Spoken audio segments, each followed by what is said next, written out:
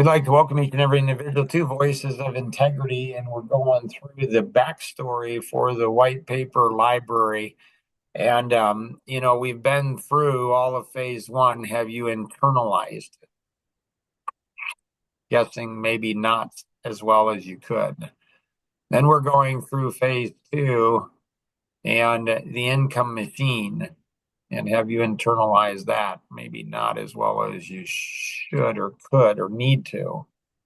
So today we're going through the 2-6, the community business partnerships, and the backstory on that is overwhelming. And I don't even know how to tell that story, honestly. So I'll do the best I can.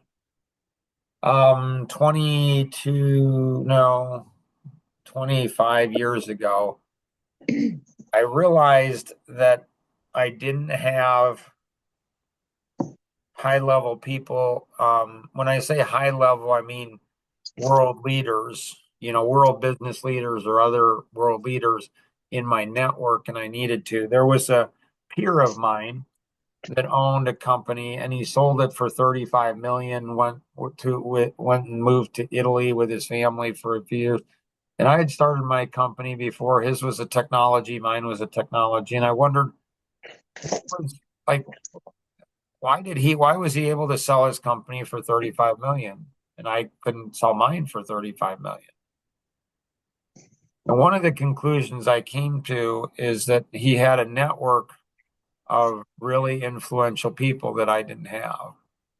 So I set out on a journey to go ahead and connect with influential people. So I said, well, how am I going to do that? I said, well, I need the president of a worldwide company. So first thing I did is I identified a president of a worldwide company, and I identified Century 21 Real Estate. And I said, okay, I need to connect with the president of Century 21. I said, how am I going to do that? And if Cheryl internalizes this, she's going to say, this is different than all the other white paper. This is not like Mark's always asking us, what'd you learn from it? But he's not doing that to this one. Like this, the podcast is going to take the whole time to tell the story. And if Cheryl internalizes this, and if she cares about people, she's going to get everybody that's connected into the network to listen to this podcast because it's different. It's different than the others. So, anyways, I said, oh, did you see what I just did there, Cheryl?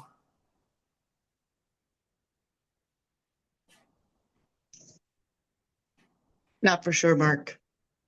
So what I did is I controlled your mind, implanted your mind, and I did like mind control with you to predict what you're going to do with this.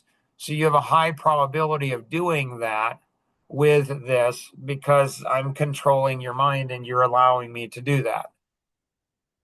Okay, makes sense. So Cheryl's different than all of you. Like she's like, oh, makes sense. She doesn't go, ooh, is he a cult leader? Ooh, is ooh, mind control. Ooh, I knew he was into that. She's like he's doing it for Cheryl's own good and for everybody else's good.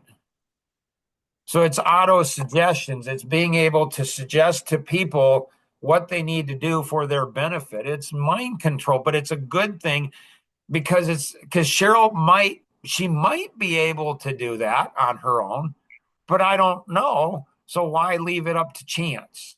Anyways, getting back to the story. That's a side story. Okay. So then I said, okay, how am I going to get, so I would have been 38 years old. Well, 36 years old. Now, I could go ahead and talk about Jack Welch when I was 24 years old. He's even a bigger fish. He was the president of GE Capital or GE, General Electric, big boy. I mean, way up there. So I could tell stories. So I think a lot of times younger people, and there's more and more people that are younger than me. As I get older, I'm finding, I'm starting to become the older one in the group. Just based on physical age, not based on mental or emotional. Like, so I'm very young in how I think. Like, I'm not cynical. Like, I'm going to have to work harder now than I've ever worked in my life. It's just, and it's okay. I'm gonna have more fun working. I'm gonna. So, anyways, I said, how am I gonna get to Tom? I'm like, well, I knew one agent, Lance Thomas. He was a large producer in Century 21. So I called Lance up. I said, hey, Lance, since I knew him from a number of different sources, I said, hey, Lance, you don't happen to know the president of Century 21, do you? In Century 21, largest real estate franchise in the world. There's 140,000 agents in over 70 different countries. What do you think the chances of me, Cheryl, getting to know like meeting the president of Century 21 is? My first response to that is not very good. Right? Like it's the same thing as Jack Welch. Like that one, Jack Welch had, I think, over 450,000 employees of GE. Wow. And I'm 24 years old. Why would he talk to a 24-year-old? That's another great story for another podcast. I'm telling you. There's something about youth where you just don't even know you can't do things. So you just do things and you're like, holy cow. So write that one down. Write that one down, Cheryl, about Jack Welch and the story there. Because I'm telling you, it's a crazy story. Anyways, so Lance said, well, I shook his hand once at an event. I'm like, that counts. Like, cool, better than what I have now. So Lance didn't know him.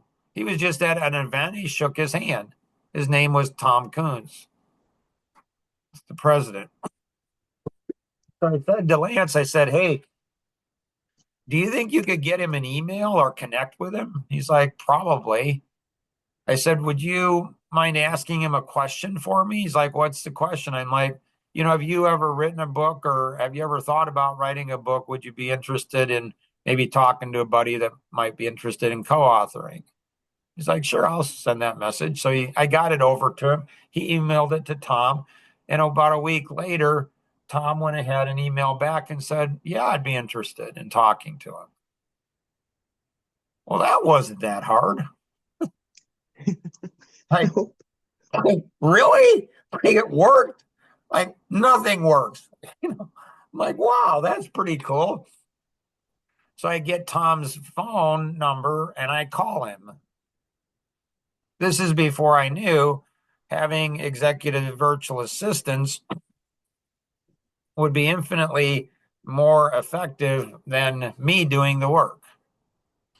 So if I would have had an executive virtual assistant, which is often going to be a female, making phone calls on my behalf, I would go ahead and be a lot more successful. Why is that, Cheryl?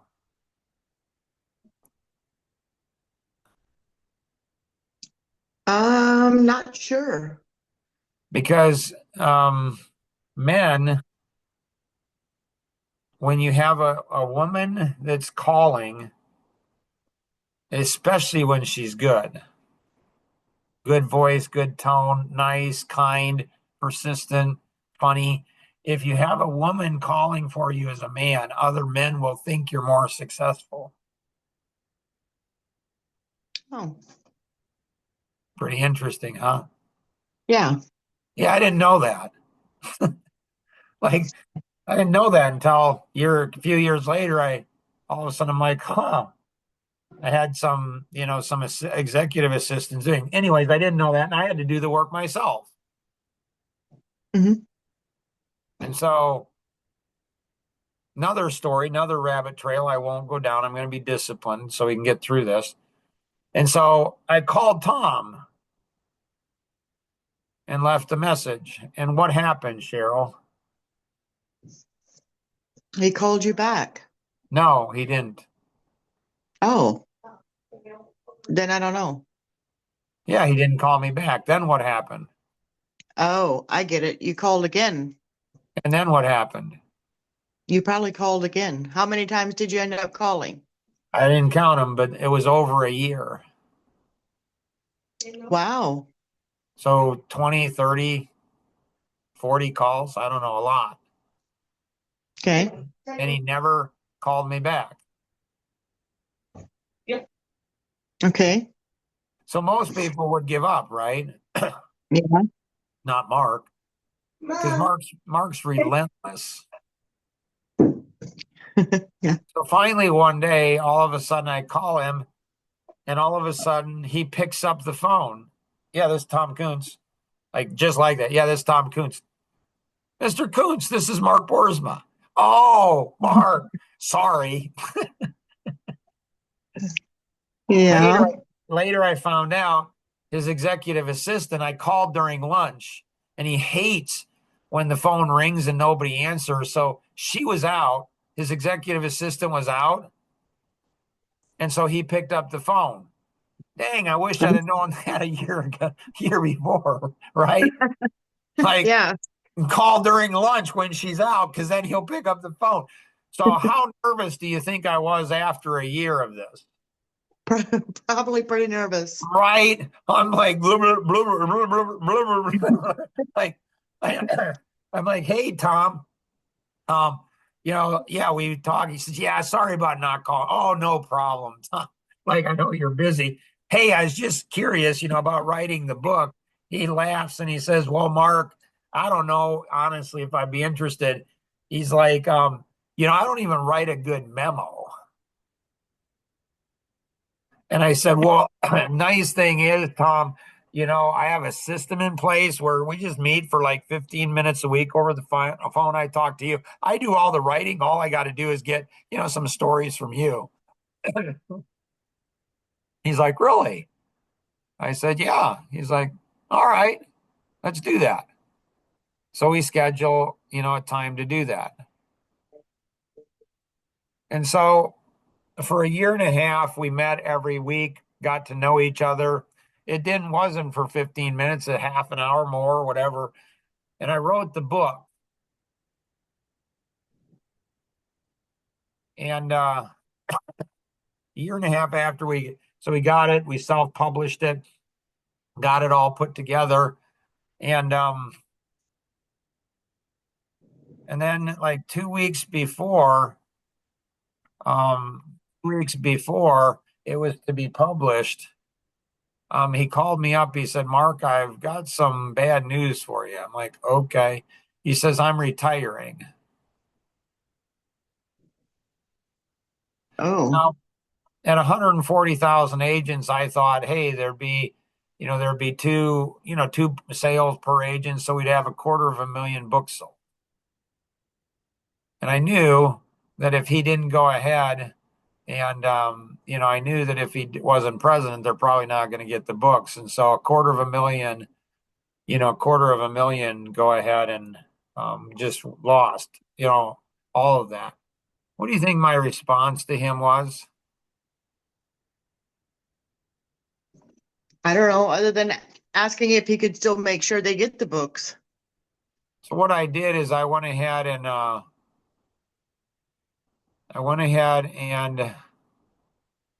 this is interesting. So this isn't, huh?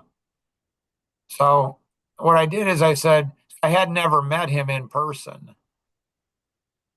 Okay. I said, "Hey Tom, what do you think about me flying out there and meeting you? Like, what do you have planned?" He says, "I don't know." I'm like, "How about if I come out?" So I went out there and flew into the airport, had lunch with him at the airport, and then flew out.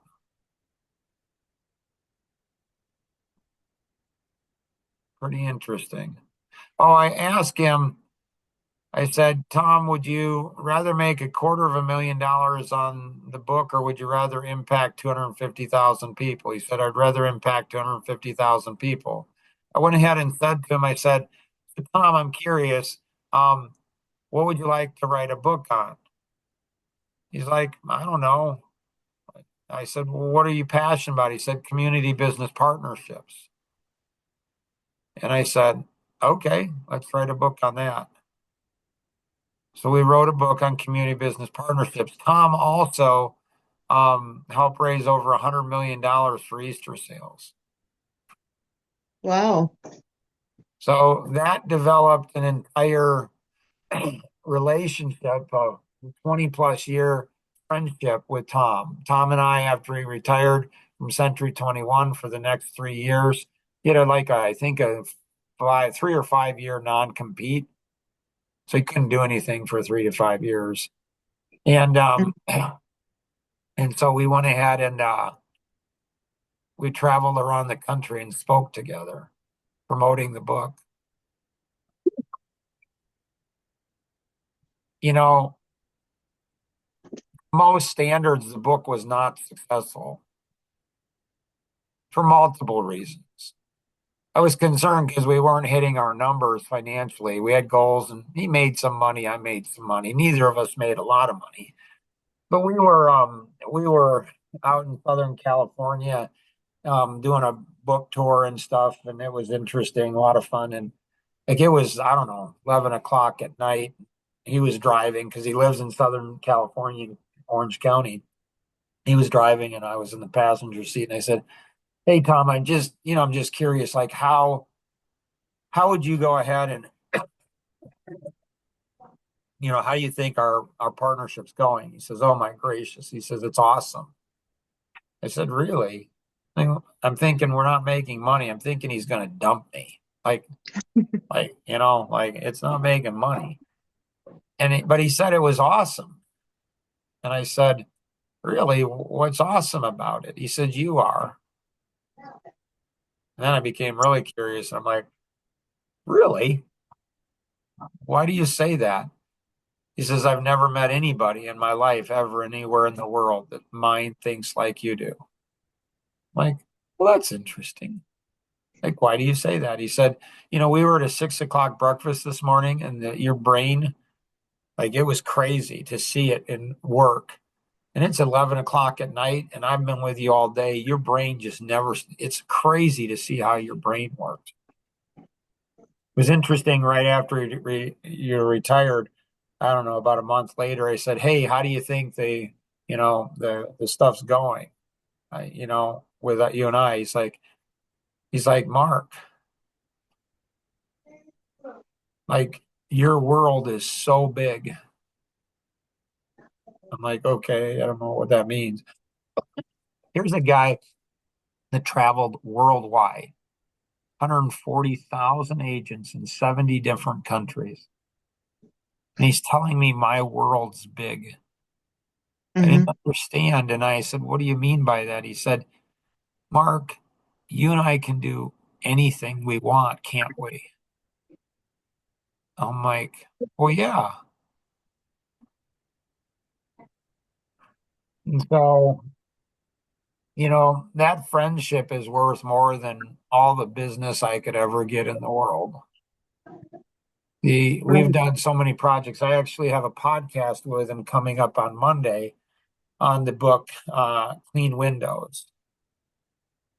He's the one that helped me on internalization. Like, like that's what we're trying to do. Like I was so frustrated. I was working on a project with him. This right here, this whole model came from Tom. I mean, not the model, the concept, the understanding. So we were going through a project, and I was frustrated. And he says, "You seem frustrated." I am. And it's like, "Why are you frustrated?" And he's like, and I'm like, I explain things to people, Tom, and they say they understand, but they don't. They don't understand, Tom. And I can't tell them, "You guys are idiots." I am not, my wife is very clear. You can't say that. Like, Carol, she says you should share people the truth. My wife is Yep, saying you can't. Like, I don't know who to believe, my wife or Cheryl. So whenever I'm around Cheryl, I tend to be more honest because she'll protect me, from my that's wife. right. And so I'm like, yeah, it's so irritating. Like people that they're like, I get it. It's like, you don't get it. You don't even come close to it. Shoot, I built the model and I don't get it.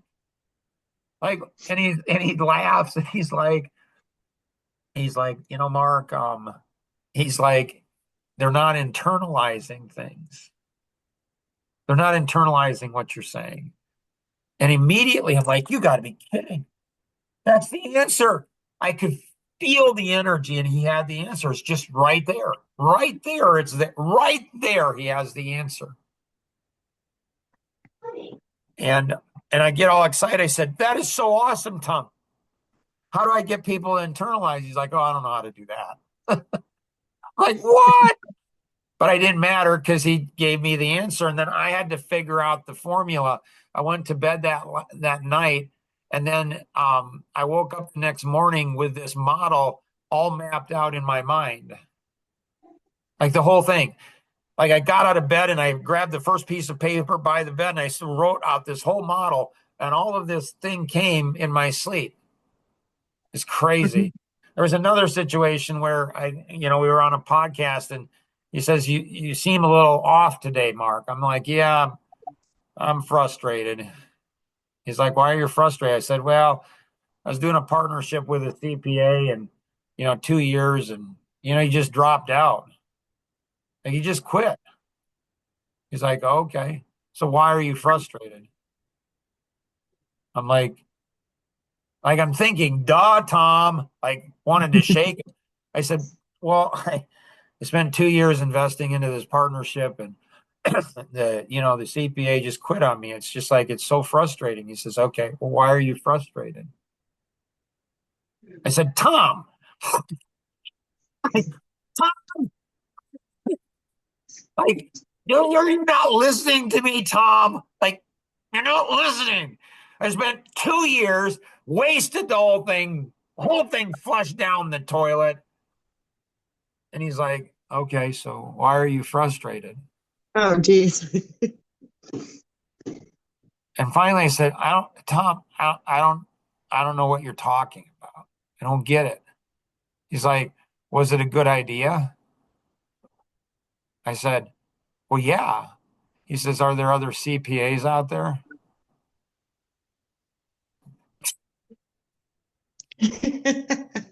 I'm like, Mark, you're the stupid one. Like, hello.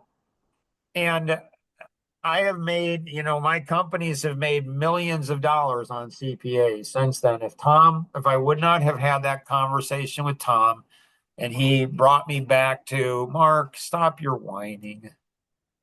Stop being Hmm. a baby. Stop the trauma, the drama. Just stop it. Get out there, get on the horse and do it again. Like if he Right. hadn't done that. And so, anyways, anything you have, Cheryl, questions, thoughts on this? No, not really, other than I guess Adam's gonna get that fixed so I can still go in and read it sometime. Yeah, it's a one last story. So we're out in Southern California 3 years after the book's written.